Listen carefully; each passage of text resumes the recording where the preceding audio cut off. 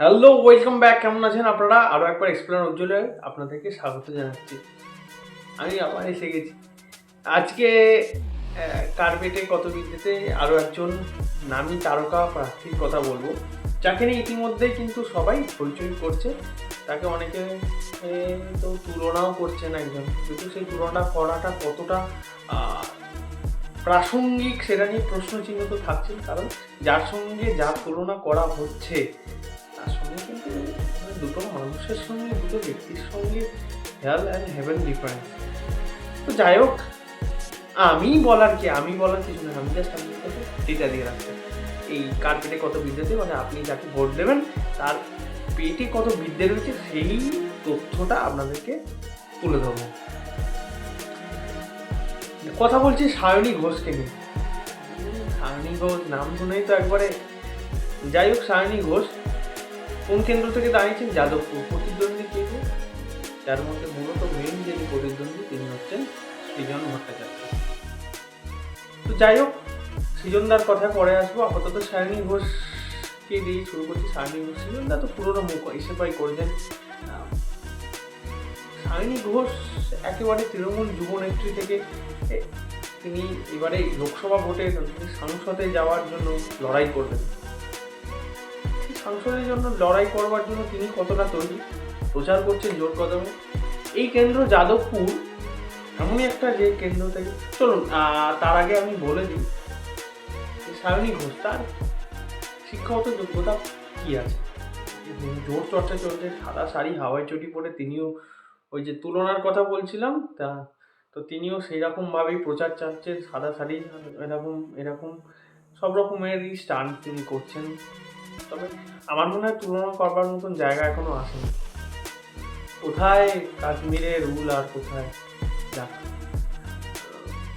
তো সায়নী ঘোষ, সবাই অনেকে দাবি করছেন যে সায়নী ঘোষ যাদবপুর বিশ্ববিদ্যালয়ে পড়তেন। সায়নী ঘোষ কিন্তু যাদবপুর বিশ্ববিদ্যালয়ের স্টুডেন্ট নয়, মানে নয় বলবো না, মানে তিনি যাদবপুর বিশ্ববিদ্যালয়, তার শিক্ষাগত যোগ্যতা হচ্ছে তিনি যাদবপুর থেকে পড়াশোনা করেছেন। অবশ্যই তিনি ক্লাস 12 পাস। যে ইলেকশন কমিশনকে যে ডেটা তিনি দিয়েছেন তাতে তার শিক্ষাগত যোগ্যতায় লেখা যে তিনি দ্বাদশ শ্রেণী পর্যন্ত পড়াশোনা করেছেন। কোন স্কুল থেকে? হীরালাল পত্রনবী স্কুল থেকে। সেই স্কুল থেকে তিনি পড়াশোনা করেছেন।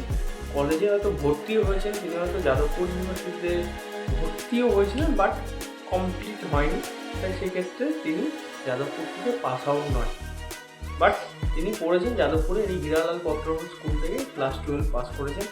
আর এটাই ছিল সায়নী ঘোষ, তিনি উচ্চ মাধ্যমিক পাস, পাতি বাংলায় একদম বলা যেতে পারে। এটাই যাদবপুর কেন্দ্রটা এমন একটা কেন্দ্র, প্রতি বছরই মুখ বদল হয়েছে, একটানা কেউ সাংসদ থাকেনি, ঠিক আছে। মিমি চক্রবর্তীর পরে এবার নতুন মিমির জায়গা নিয়েছেন সায়নী। এই যাদবপুর থেকেই কেন্দ্র থেকেই কিন্তু ওই মমতা বন্দ্যোপাধ্যায়ের উত্থান, তিনি সেই সোমনাথ চট্টোপাধ্যায়কে হারিয়েছিলেন, দুর্দণ্ড প্রতাপ সোমনাথ চট্টোপাধ্যায়কে হারিয়েছিলেন। তো যাই হোক, সেসব ইতিহাসের কথা ইতিহাসের পাতাতে লেখা আছে। আপাতত বাস্তবটা যেটা বললাম, তবে কে জিতবে কে হারবে সেটা তো ভোটিং হওয়ার পরেই বোঝা যাবে। তবে স্ট্যাটিস্টিক্যালি বলছে যে আমার মতে বলে স্ট্যাটিস্টিক্যালি বলছে যে শাসক দলের দিকে পাল্লা একটু ভারী আছে। তবে সৃজনদা কিন্তু সৃজন ভট্টাচার্য কিন্তু যথেষ্ট ফাইট দেবে। সৃজনদারও শিক্ষাগত যোগ্যতা কী সেটা নিয়েও, তার এডুকেশনাল ডিটেলস অবশ্যই আপনাদের সঙ্গে শেয়ার করবো নেক্সট ভিডিওতেই। সৃজনদারকে নিয়ে কথা হবে। আপাতত এই কন্টেন্টটা ভালো লাগলে লাইক তো দেবেন, আর ভোট যেভাবে হচ্ছে 2 দফা হয়ে গেল, আস্তে আস্তে শেষও হয়ে যাবে গণতন্ত্রের উৎসব, রেজাল্ট ক্লিয়ার হবে, ক্ষমতায় থাকবে একজন বিরোধিতা করবে। তবে এই ইলেকশনটা একটু অন্যরকম ইলেকশন হচ্ছে। আর আরও একটি কথা বলছি এই এডুকেশন কোয়ালিফিকেশনটা নিয়ে, তার কারণ অনেক বহু নতুন ফেস মানে মুখ ফেস রয়েছে আর কি।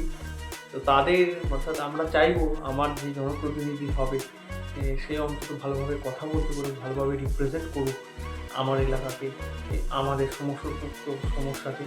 তো সেই মতনই নো ডাউট সানি ঘোষ খুব ভালো ক্যান্ডিডেট, সৃজনদাও খুব ভালো ক্যান্ডিডেট। তো দেখা যাক রেজাল্ট কী বলে। সেটা আর একটা কথা বলছি, আমার চ্যানেলে কেউ আছে ইন্টারভিউ নিজেই কন্টেন্ট বানিয়ে নিজের ভিডিও রেকর্ডিং করে নিজের ভিডিও এডিট করে আপলোড করে পাবলিক করে দিই, আবার আমি শুরু করি। তো যাই হোক, পাশে থাকবেন এভাবেই। দেখা হচ্ছে নেক্সট ভিডিওতে। এক্সপ্লেনার উজ্জ্বলকে কিন্তু পাশে রাখতে হবে। টাটা।